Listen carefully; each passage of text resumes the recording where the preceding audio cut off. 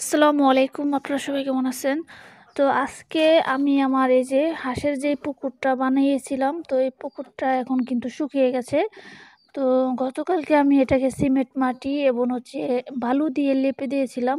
তো এখন আমি আবার হাত দিয়ে একটু দেখছিলাম যে এটা শক্ত হয়েছে কিনা, তো পানিও দিলাম। দেখি হ্যাঁ, পুরো শক্ত হয়ে গেছে। কিন্তু দেখতে দেখা যায় এটা মানে কাঁচা, মানে কোনো শক্ত হয় নাই, নরম।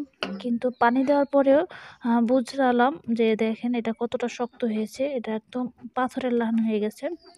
আর অনেকটা পরিমাণ বালু এবং সিমেন্ট দিয়েছি, মানে সুন্দরভাবে, যাতে করে ভেঙে না যায় আর হচ্ছে পানি নিচ নিয়ে যাতে না যায়।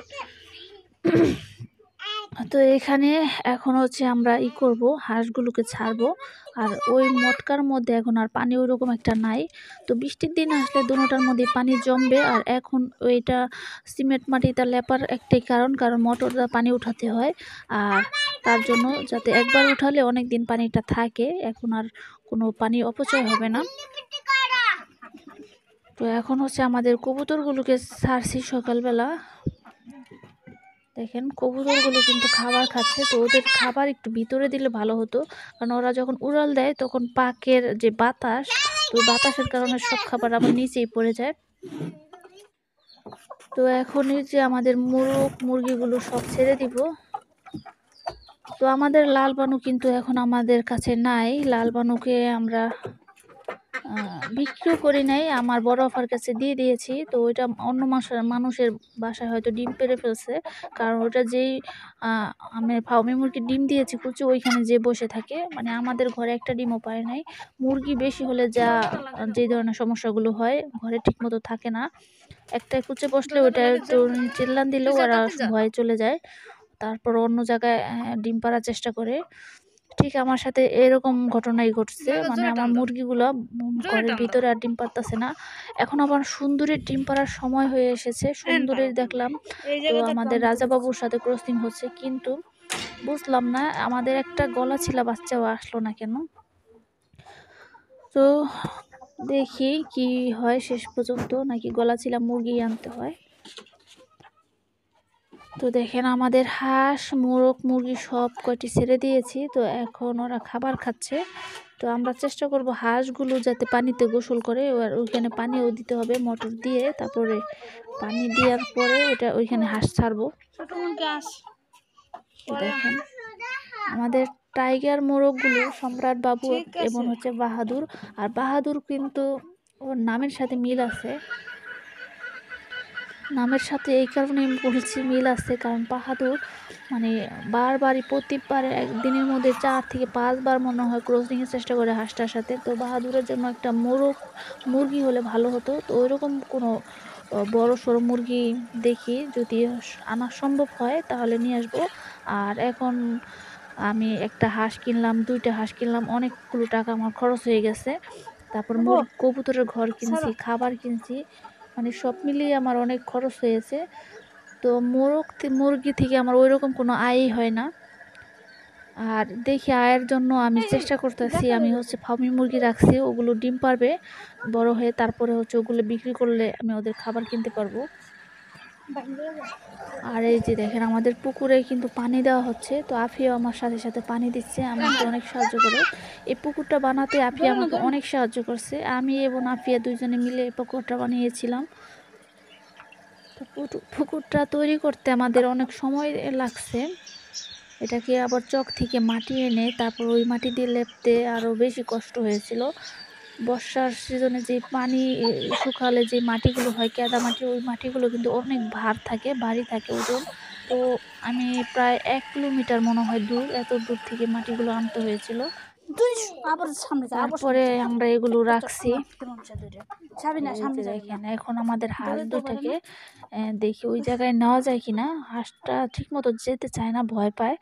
একবার নামলে হয়তো আর ভয় পাবে না। তো দেখেন আমাদের বাহাদুরের কাজ বাহাদুরের মতনই। তো আমাদের এই হাঁসটা কিন্তু ডিম পারতে শুকিয়ে গেছে। ডিম পারছে মাত্র হচ্ছে আমাদের কাছে 4টা।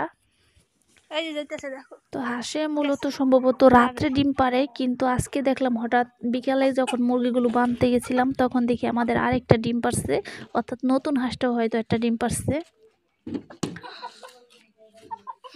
এই যে দেখেন নতুন হাঁসটা কিন্তু নেমে গেছে, আর এটার মধ্যে আমি কিছু লতা পাতা দিয়েছি, কারণ হচ্ছে লতা পাতা দেখলে ওরা কচুরি ফেনার মতন মনে করবে এবং পানিতে তাড়াতাড়ি নামবে। আর যখন বৃষ্টির সিজন হবে তখন কিন্তু ওই সময়টা শামুক পাওয়া যায়, ছোট ছোট শামুক। তো ওই শামুকগুলো যদি আমরা কুড়িয়ে এনে দেই তাহলে ওগুলো হয়তো খাবে ওরা। বড় শামুকও দেওয়া যায়, হয়তো ইট দিয়ে ফাটিয়ে দিলে ভালোভাবে খেতে পারবে। আর হাঁসি কিন্তু শামুকটা পছন্দ করে, শামুক খেলে ওরা ডিমও ভালো পারে। তো আমার ভাগ্যটা অনেকটা ভালোই বলা চলে, কারণ হচ্ছে হাঁসগুলো বেশি দিন পালতে হয় নাই, আনার পরেই কয়েকদিন পালার পরে ডিম পেয়ে গেছি। আর নতুন হাঁসটা দেখেন, এটা মাত্র 3 দিন হয়তো পালছি, তাতেই ডিম পেড়ে দিয়েছে। আর ওই হাঁসটা হয়তো 1 সপ্তাহের মতো পালছি বা কমও হতে পারে, তো তখন এই ডিম পেড়ে দিয়েছে। তো তারপরে আমি চেষ্টা করলাম যে এখানে হাঁস কীভাবে রাখা যায়, গর্ত করে তারপর পানির একটু ব্যবস্থা করতে হবে। তো তার জন্য আমি পানির ব্যবস্থা করলাম। আর গরমের সময় হয়তো হাঁসগুলো পালতে একটু অসুবিধা হতে পারে, কিন্তু দেখি পালা যায় কিনা। যেই গরম উঠে তখন হয়তো এই ছোট পুকুরের পানি গরম হয়ে যাবে। তো এই যে দেখেন হাঁসে গোসল করতেছে এবং হাঁসের পাশে আবার মোরগগুলা দাঁড়িয়ে আছে। তো বাহাদুর কিন্তু বারবার ওকে অ্যাটাক করতে চাচ্ছিল, কিন্তু ওই পানিতে নামার কারণে আর পারলো না। এখন মুরগি আমাদের বাহাদুর কিন্তু ফিরে আসলো, এদিকটা চলে আসলো। আর হচ্ছে আমাদের যে ব্রয়লারের বাচ্চাগুলো আছে, তো ব্রয়লারের বাচ্চার একটা সমস্যা হয়েছে। তো আজকে দেখি ব্রয়লারের বাচ্চা হঠাৎ করে ধান খেয়ে ফেলছে, মানে বাইরে যখন ছাড়ছিলাম রোদ্রে, তো ধানগুলো হজম হচ্ছিল না। তো তার জন্য দেখি চুপচাপ, তারপরে ওইটাকে আমরা প্রাথমিক চিকিৎসা দিয়েছিলাম। ওটাকে অনেকগুলো পানি খাওয়িয়ে তারপরে উপতা করে ওটার ধানগুলো বের করতেছিলাম। তারপরে বিকালে সুস্থ হয়ে গেছে। তো ওদের জন্য আমি একটা লাল, মানে লাল যে আলো হয় ওই ধরনের একটা লাইট কিনছি। তো এখন দেখি যদি আনি তাহলে ঘরে নিয়ে আসবো। তো দেখেন আমাদের হাঁস দুইটা কিন্তু পানি পেয়ে এখন খুব আনন্দের সাথে কিন্তু গোসল করতেছে, মুখ দিয়ে বারবার ডুব দিচ্ছে আর গোসল করতেছে। এই দৃশ্যটা দেখতে খুব সুন্দর লাগতেছে, কিন্তু এখন আর কোনো পানি শুকাচ্ছে না। দেখি কালকে সকালবেলা উঠে দেখবো যদি পানি শুকিয়ে যায় তাহলে আবার আমাদের কাজটাই ব্যর্থ হলো। তো ইনশাল্লাহ শুকাবে না, যেইভাবে সিমেন্ট এবং বালু দিয়ে লেপে দিয়েছি এটা পাথরের লাগানো শক্ত হয়ে গেছে। তো পানি হয়তো কিছুদিন থাকবে, আর গরমের দিনও হয়তো বাষ্প হয়ে উড়ে যাবে যখন অতিরিক্ত রোদ থাকবে। আর রোদ্রের কারণে কিন্তু এই যে এখানে হাঁস পালাটাই কষ্টকর হয়ে যাবে, তখন হয়তো হাঁস খেয়ে ফেলতে হতে পারে।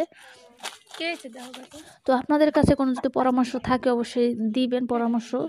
তো দেখি কিভাবে পালা যায়। এখানে গাছ লাগালে হয়তো ভালো হতে পারে, গাছের ছায়া হয়তো রোদটা কম পড়বে, কারণ যে রোদ্রের তাপ প্রচণ্ড তাপ হয়, মুরগি পালাই কষ্টকর হয়ে যায়। আর এখন আমি চলে যাব হচ্ছে বারান্দায় আমাদের মুরগির জন্য। তো আমাদের মুরগির বাচ্চা যেহেতু ফুটছে, তো ওদের জন্য আগে কিছু কিছু ওষুধ নিয়ে আসলাম আগে। তো আপনারা ভিটা 3 নামে একটা ওষুধের নাম বলছিলেন, ভিটামিন, তো ওইটাও নিয়ে আসছি। আর লাইসোবিট নিয়ে আসছি, আরও যেটা সিরিজ নিয়ে আসছি, আরও নিয়ে আসছি 2টা ভ্যাকসিন। তো ভ্যাকসিন 2টা লাগবে আমাদের, মুরগির বাচ্চা যেহেতু ফুটেছে আর সামনে হচ্ছে ফার্মির বাচ্চাও ফুটবে, তো ভ্যাকসিন তো করাই লাগবে। আর এখানে আমি হচ্ছে একটু লাইসোবিট নিয়েছি, সামান্য একটু পরিমাণ নিয়েছি, আর এখানে হাফ লিটার পানিতে ওই পাউডারটা দিলাম। দেওয়ার পরে এটা একটু ঝাঁকিয়ে নিব, কারণ হচ্ছে আমাদের মুরগির বাচ্চা যেগুলো ফুটেছে তো ওগুলোকে এখনও পর্যন্ত পানি দেওয়া হয় নাই। আর হচ্ছে আমি লেবু নিয়ে আসছি, লেবুটা দিয়ে আবার চিনির পানিও দিতে বলছেন 5 দিন, তো ওইটাও করার চেষ্টা করব। আজকে শুধু লাইসোবিটটা দিব একবেলা। তো একটু ঝাঁকিয়ে নিচ্ছি। আর মুরগির বাচ্চাগুলো এখানে আছে, ওই যে ওর মায়ের পেটের নিচে আছে, ওরকম একটা বের হয় নাই। তো এটাকে পুরাটা একটা ছালার চট হয়তো বিছিয়ে দিব, তারপরে হচ্ছে ওদেরকে ছাড়বো। তো 2টা ডিম এখনো ফুটে নাই, তো 2টা ডিম দেখি ওর মা ঠিক মতো নিতেছে না, বাচ্চাগুলোকে কেয়ার করতেছে। আর 2টা ডিম ঠান্ডা হয়ে যাচ্ছিল বারবার পেটের নিচে, তাও দেখি ওইরকম একটা গরম হচ্ছিল না। তারপরে আমি কি করছি, 2টা ডিম ফার্মি ডিমের সাথে দিয়ে আসছি। তো দেখি ফার্মির মুরগি ওই ডিম 2টা ফুটায় নেয়। যদি ফুটে যায় আগে তাহলে নিয়ে আসবো আবার ওর কাছে, কারণ ফার্মের ডিম ফুটতে এখনো দেরি। আর আমাদের ওই 2টা ডিম ফুটতে এখন দেরি হয়েছে, কারণ হচ্ছে ওই 2টা ডিম আবার আমাদের সুন্দরী পারছিল একটু দেরি করে, যে ওর কুচের মধ্যে যে পেরে দিয়েছিল। তো ওইটা চিহ্ন দেওয়ার পরেও আমি দেখি 2 দিন হয়ে গেছে, তারপর রেখে দিয়েছিলাম।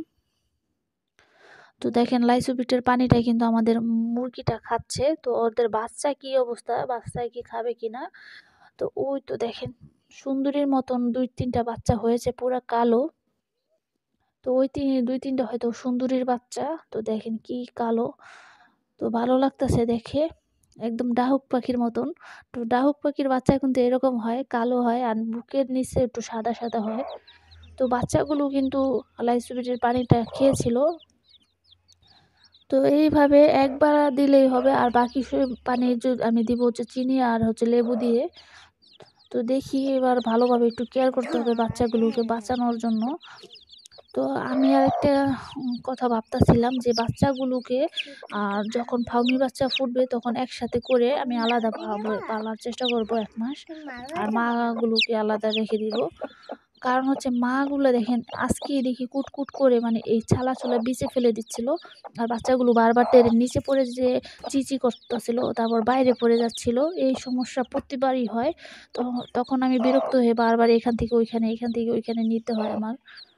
তো দেখি ওই ফার্মের বাচ্চা ফুটে যাক, আর তারপরে একসাথে লাইটের মধ্যে নিয়ে তারপরে বাচ্চাগুলোকে পালবো। তাহলে আর বাচ্চাগুলো কোনো ঠোকরাঠুকরি করবে না। আর না হলে মার কাছে রাখলে মায়ে কিন্তু এখানে সর্বোচ্চ ২-৩ দিন ভালো থাকবে। তারপর বাইরে যাওয়ানোর জন্য ছালা বিছবে পা দিয়ে, তারপরে বাচ্চাগুলো নিচে পড়ে যায় ছিটকে, আর বাচ্চাগুলো লাফালাফি করে চলে আসে। তো খুব ঝামেলার মধ্যে পড়ে যায়। তো এই যে দেখেন কত মাশাআল্লাহ অনেকটা কিউট হয়েছে, ছোট ছোট বাচ্চা, একদম দেশি মুরগির বাচ্চা।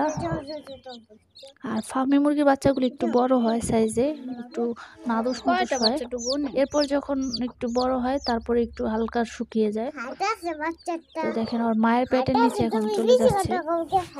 তো আমার ভিডিওতে শানু সর্দার নামে এক ভাই কমেন্ট করেছেন যে তার নামটি উল্লেখ করতে। তো শানু সর্দার ভাইকে জানাই অসংখ্য ধন্যবাদ। তো আপনি আমার ভিডিওটি বেশি বেশি করে শেয়ার করে দিবেন যাতে করে অন্যরা দেখতে পারে। তো আজকের ভিডিও ছিল এই পর্যন্তই। আপনারা সবাই ভালো থাকবেন, সুস্থ থাকবেন। আসসালামু আলাইকুম।